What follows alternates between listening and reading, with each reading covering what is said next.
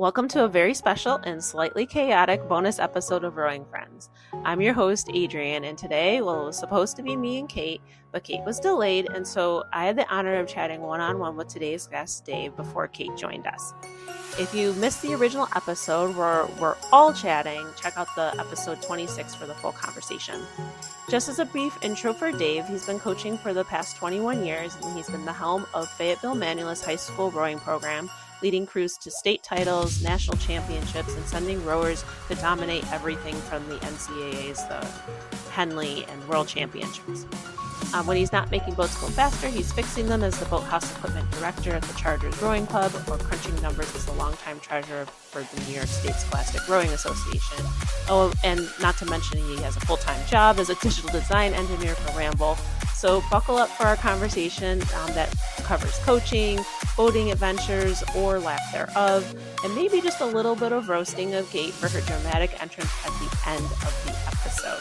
So here's me and Dave, and then Kate for like 2 seconds at the end. Hope you enjoy. Did you find any backstays by any chance? No, I put something on Row 2K today in the classifieds, so we'll see. But no, I still can't find. So I got a boat that I have no riggers for. Well, not no riggers. I have 6. I just need 2 more. What kind of boat? Which one? Resolute. Resolute. Yeah, it's my varsity 8. Did you try talking to John from McQuaid? Yeah, I talked to him last year because we actually damaged it last spring, and I borrowed a double from him last summer. So while I was there, I asked. The hard thing with Carl Douglas riggers is that they're unique to the year. So they have this stamp on the bottom of them, and it's like 3 numbers. So mine is like, I think it's 41 to 21, which is like the year of manufacture, and then there's a number off to the side that indicates the seat. So yeah, so like you got to find ones that have that similar number because otherwise they won't fit. Oh my goodness. Because we have I think we have 4 other Resolutes in the boathouse, and none of those riggers fit. Like the holes don't align. Oh my gosh.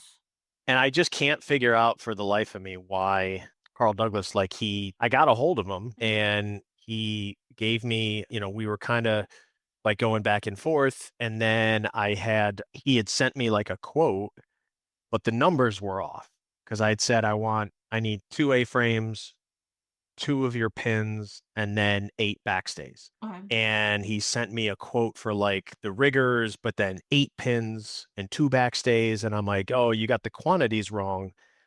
And then I haven't heard from him since. And that was like November. Oh wow. Yeah. So I'm like, do you want business or no? So the problem is the farther away from it we get, the more concerned I am because the school was on board to pay for it because it got damaged during the spring season. But if I don't, if it gets too far away, they're going to be like, well, we don't know that you did, Yeah. So I don't know. We'll see. I'm not hopeful on the ad, but we'll see what happens. Yeah, somebody might have a boat. You just never know. Yeah. Or have the equipment. The boat got junked, but they took the riggers off, and Yeah. it happens. Yeah. They'll be around. It's just connecting with the right person. Exactly. The problem is like the people that have Resolutes, like it's just fewer and fewer. Yeah. So that's the other challenge, right? Is finding somebody whenever someone mentions it, I think of John and McQuaid. Yeah. They have a bunch. So The other one is like Chaminade, like Larry Murray's got a bunch down there. The problem is the company just doesn't exist, or it does sort of. It's changed hands a bunch of times. Did you send anybody you guys didn't have anybody going to nationals, right? No, down in Sarasota, no. But I have 2 athletes down at U23 trials. Oh wow. Good for you. Yeah. So that's what throwing hat, right? Yeah. So they're not. So we have. It's funny. They're both COVID kids. So they're kids that came out of started sculling as soon as the COVID lockdowns lifted. And the Evie raced for me at FM, and then Ryan raced at Liverpool. And the first 2 summers they did singles, and we went to like summer nationals, Independence Day. And then once they went to college, the last 2 summers, I've coached Evie and another girl, Emma. So Evie goes to St. Joe's, Emma's at University of Rhode Island, and we did the U23 double. So we did Independence Day, Canadian Henley. We didn't do Summer Nationals last year because of Oklahoma City, but we did it 2 years ago when it was in Cincinnati. So I think they were sixth at Club Nationals and sixth at Henley as well. They were seventh at Henley last year. And then Evie also did the dash in the women's single, which was kind of fun because she got out there and we recognized as soon as she got on the starting line that she was going up against, and I can't for the life of me remember what her name is, but it's one of the hydro coaches, Oh, wow. the one that's like jacked.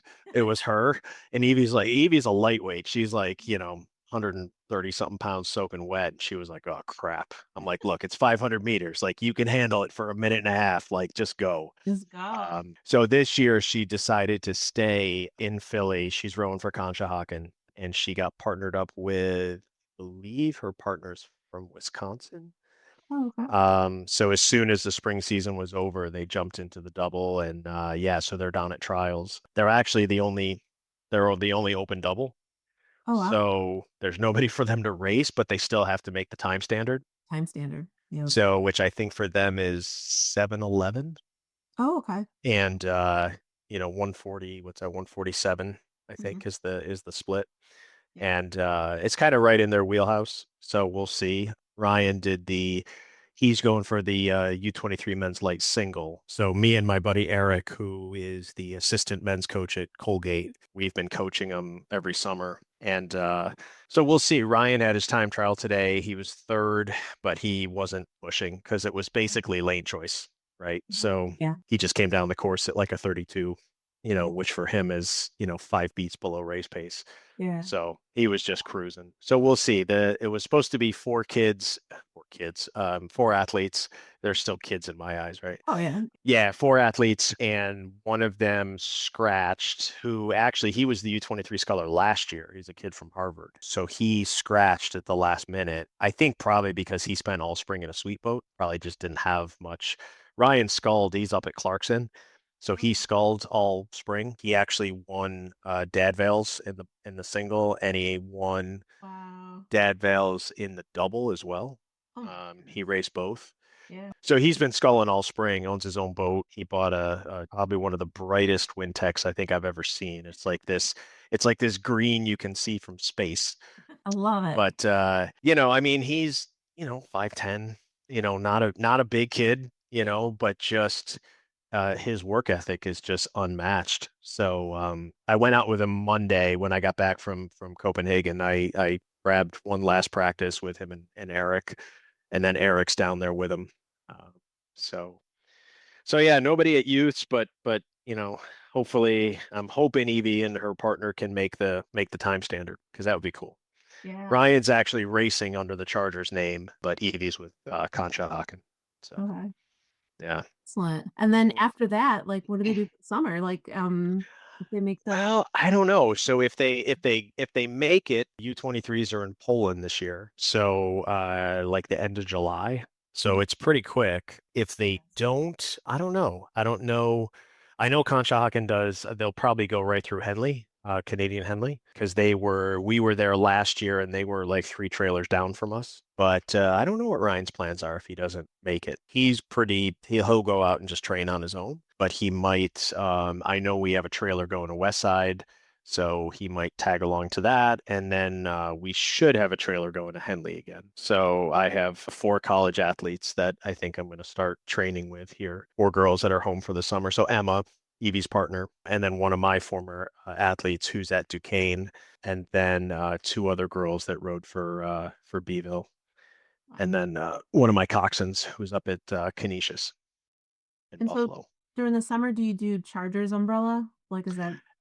Yeah, for some, yeah. So this program is kind of a little bit different, in that it's not really a program. So Eric and I we don't get paid. We just volunteer our time. Just because for us, it's kids that want to work hard. So it's like, we don't need to help keep the cost of the Yeah. programs down. Yeah. But there we do have like a Chargers Junior program, but I think they're done at Westside. Oh. So it's only a couple weeks long. We've tried to do it. It's just so hard with vacations. Oh It yeah. just gets to be such a challenge. So they'll go through the regatta up at Westside, and then our fall junior program starts up in like the third week in whenever the fall sports start third week in August, Yeah. something like that. So um, it seems like every year it just goes faster and faster, you know. I know. The time just like snaps by and like as soon as you start the training, you Yeah, realize that it's time to race, time to yeah, derig, re-rig, yeah, re-rig, derig, re-rig, yeah, race, yeah, yeah, race, race, race, race, race, and yeah, then it's Christmas. yeah, yeah. I forget where I saw it, but I heard an analogy that like as you the easiest way to describe time is like a roll of toilet paper. So when you're young, the toilet paper roll is full. So when you Yeah. pull it, it goes very slow. But then as you keep pulling more and more, it just starts spinning faster and faster. And Yeah. it's just, yeah, as you get older, the time just, yeah. So, I mean, we just finished, we were down at in Camden for SRAAs and the following Saturday I was on a plane and got back, last Saturday and gonna probably start up with the college kids on Friday, this Saturday. Wow. So yeah, just kind of just never stops. How'd you guys do at Scholastic? We did okay. We had three boats. So we had a girls junior four, girls junior eight, boys senior four. My junior four made the semifinals and my junior eight just missed it. Um but the nice thing is that, those are two junior boats. So, all 14 of those athletes plus my two spares will be back next year. So when we were there last year, we had I think last year I had a varsity eight and a second eight. Mm. And that was more of a challenge because, those girls really were only in the second eight for that season or the varsity eight for that season. Yeah. And I feel like if you don't have a boat that has kind of been progressing up together, it's the senior eight is just a hard event. Oh yeah. Um, so last year, looking at the field and sitting there on shore, I was thinking like, all right, next year, if I can swing it, we need to do junior boats. And it just so happened to work out that we had 30, what did I have? 32 girls and five seniors. Oh. So the bulk of my team was underclassmen, and it just worked out that my five seniors, one of them was a coxswain. So we just rode a senior four, and then we actually rode two junior eights, an A and a B, and then a junior four, with the junior four kind of being the fastest of the girls. And then, but yeah, so they did well. The season was as you know, it was just so bizarre. Yeah. It was a week shorter than normal, and the weather here, at least, was just cold, wet. It just seemed like every week there was something different between air temperature, water temperature. Mm. Towards the end of the season, we got a ton of rain and our river system flooded.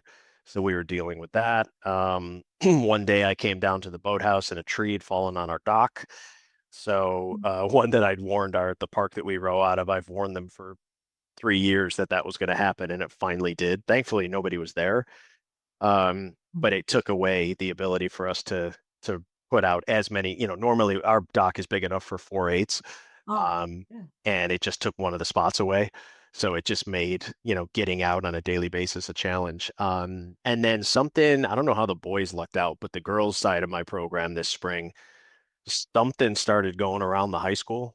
And it was like every week, it was like it started with a fever, and then it was like upper respiratory. Some of them got nauseous, but it took them a solid 4 or 5 days to get through it and get back. So like going into the state championships, I had to change lineups in two boats just because the girls they tried and tried and the Friday before we raced on Sunday and on Friday night they called me and said, Coach, one girl, her fever was still 104 and she's like, yeah, there's just no way. So so yeah, so it kind of shook things up just a little bit. But yeah, so this spring definitely felt like the epitome of the adage, get knocked down 7 times, get up eight. Yeah. It just kind of felt like we were just getting hit constantly. Um, but the girls, the nice thing is, it's always nice when, you have adversity like that, but the athletes are just such a pleasure to work with. Mhm. So it just, it stinks, but as long as they're in good spirits, it's like I can, if it doesn't go to my plan, so be it. I mean, I can adapt, and as frustrated as I get, as long as they're not upset and frustrated, then, what else can I ask? So, Yeah. but so yeah, so those three, and then hopefully, the hope is that those boats will probably row as senior boats next year. So, uh, Excellent. so Wow. the plan worked a little bit. It's always hard when you're, planning 2 years ahead to try to make something happen. But And you'll get more kids to pull from in the fall, right? Because you do the combined, the Charger and yeah, Football has a bunch yep. of kids underneath it, right? So, Yeah, so we have the 4 programs come together. Well, five actually, because now the Chargers has its own spring program for kids whose high school doesn't have a team. So this past spring, they had an eight of girls and I think a four of boys, oh, and wow. most of those kids will go as well. So yeah, so in the fall, the 5 programs come together, and um, if they're not playing another fall sport, which some of them do, and I don't discourage that, as long as you're Yeah. doing something, that's all I really care about. Um, but so yeah, so we'll Do see you what have a bid happens. for the Charles? We don't. No, unfortunately, we've kind of struggled the last couple of years. It's just been harder and harder to kind of get into that top half. I think right after COVID, it was a little bit easier as people were still kind of regrouping. But now that things are relatively back to normal, it's been hard. Yeah, yeah. Everybody's kind of back up to where they were, and speed wise, it's always a challenge. So we have started the fall program a few weeks early. We used to go right after Labor Day, and that first regatta always came way too fast, so we bumped it back to the beginning of fall sports. Mhm. And that just gave us an extra couple of weeks. The hard thing is, like, we added, I think, 3 weeks to the program, but then in those 3 weeks, it's, coach, I'm still on vacation, or, so it's like, it's all right. It's fine. Yeah, yeah, yeah. So, Are you no, getting we'll enough put from the we'll put parents? something in. Yeah, we'll put something in for the Charles, and but like last year, we actually switched over. Liftbridge didn't happen, so we ended up going over to Andy's race over at Burnt Hills, Shen, and we had a great time. So we'll definitely go back. Oh, So what is it? The Mohawk Fall Classic, I think is what it's yeah. called. Yeah, I think Kate was trying to convince me to go over there. So I was, Oh, we brought our masters and the kids. The masters loved it. oh, So, cool. so yeah, so we'll definitely be going back. Yeah. Yeah. Yep. I'm thinking about fall and I'm like, what am I gonna do? Like, because I run like half marathons and I was like, well, maybe I'll do one half marathon this year and I'll run it in the Mhm. fall. But then I was like, I've got this single that I've repaired and I'm like, I really should like race in the single. I should just do that. Yeah. But I'm like, I'm afraid the boat's gonna fall apart. So Yeah. I rigged mine. oh, I nice. rigged it, so that's like step one. Step Um, one. Put and the then yeah, right. And then to show you how fun, and this always makes the kids laugh because, I tell them as you get older, when you get hurt, like the stories get less exciting, yeah. you know. So Friday morning, I'm at the hotel in Copenhagen packing my bag to come home, and I can't even tell you what I did, but I moved some way and tweaked my back, and it's like, great. I have a, 9-hour flight to JFK and another hour flight back to Syracuse. And, I had plans to take the boat out over the weekend because I'm looking to buy a set of oars and I wanted to try them out. And it Mhm. was like, oh, forget that, gonna have to let the back do what it does. So, you know, My goodness. it's like, are you kidding me? I know. I know. So, so at Yeah. least I got it rigged. That's more than I had last year. I bought it. Well, I think I bought it the year. How long have I had it? 3 years, 4 years? 3 years, I think. And I've wrote it in 3 years. That's awesome. The first year, I got to say, the first year I was actually doing a bunch of work on it. The guy that I bought it from had done a ton of work on it. He spent a lot of money. And then, but there were still a few things that weren't quite right. So I spent another, year kind of finishing it. And now it was ready. And then there's just no time. Yeah, it's so Um, hard to find time, and, like, mine yeah. lives in my garage, so then, So you like, got to truck it. yeah, I gotta Yeah. take it somewhere, and there's, like, this thing this weekend, out You in should find a club, maybe run a club that you don't get free rack space. Oh, no, well, since I gave up my club position, I have to Ah, rack space again. It gotcha. was in my contract that I could bring if I got a single while I was working Mhm. with them, I could have brought it over, but yeah. Yeah. Now Right. I'm Yeah. one of the people again, so Yeah, there you go. so One of the so now commoners. so now I Yeah, pay for my rack space again. So there that's you go. it's in my garage, but Right. Yeah. so close to so many little bodies of water. Like I'm up by Braddock's Bay and Lake Ontario. I'm on like Greece, like where I live is on the canal. There's like Okay. canal areas there. Nowhere to officially launch it in Greece. Um, Sure. there's a little marina that has a boat launch, and I've gone Mhm. over there and kind of staked it out. And I think if I take the boat and I'm standing on the boat launch and Mhm. put it in so that it's stern off of the boat launch. I Mhm. can Is it launch like a ramp? it's like a ramp, but then there's like this there's a concrete wall that kind of extends out. So if I go too far forward, I'm gonna be like knee deep in the water.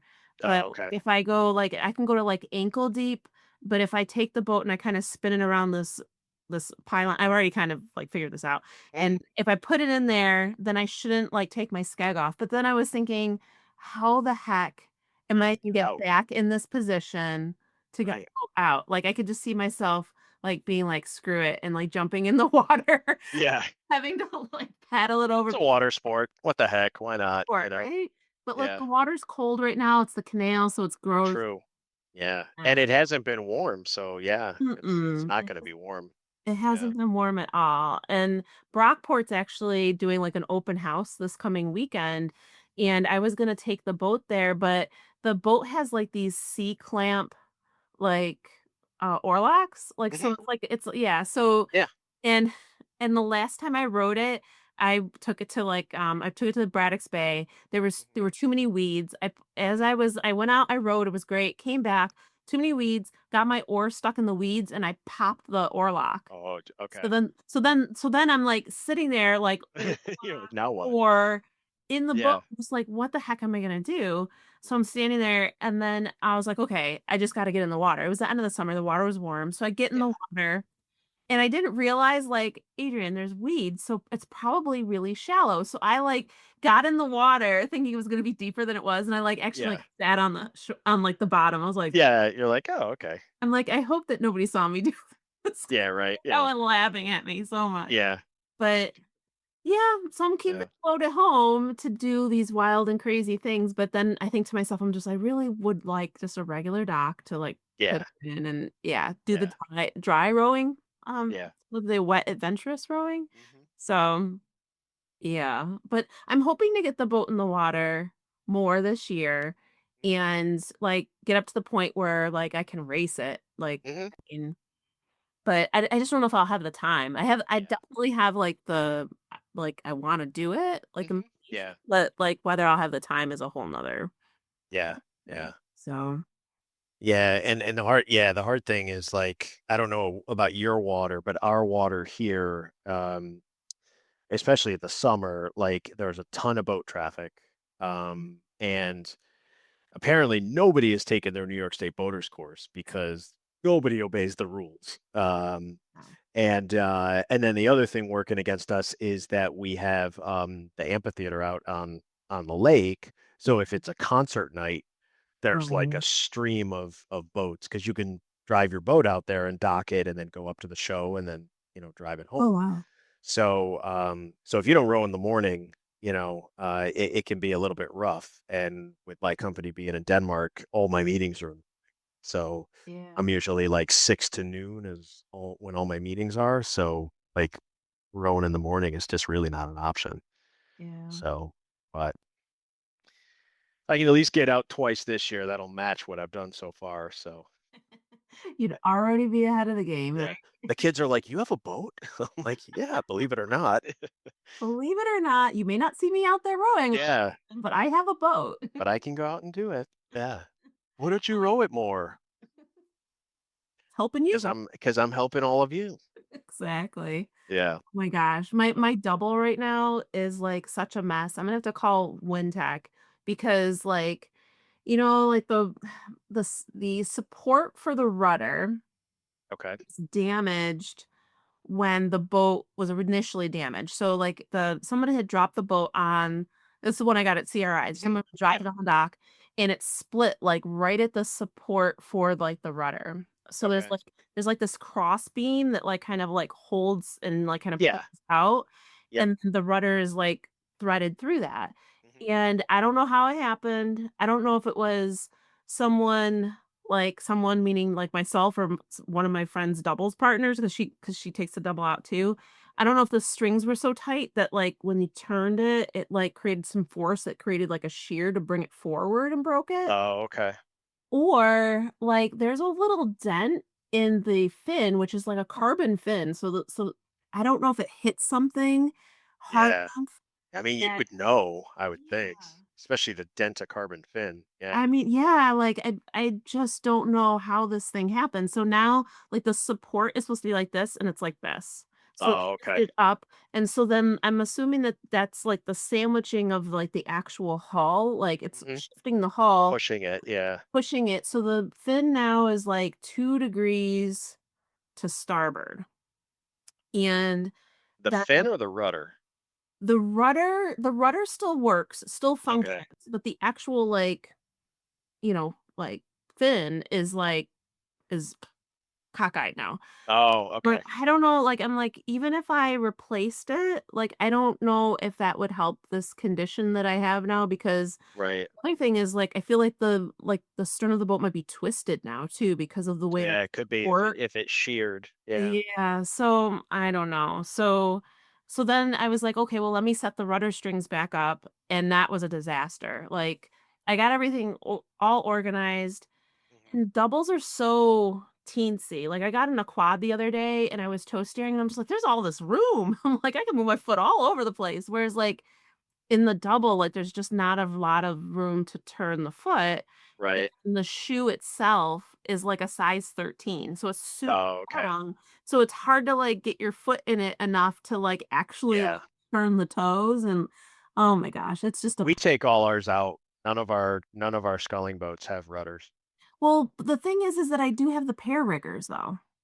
Yeah, you could do that. Yeah. Yeah, I But mean, even like we have a double, we have two quads. Like I took the steering off the quads, mhm, because we want like I raced a quad last year and we just I usually have either the bow or the two seat just because I just found that like they overcorrect or.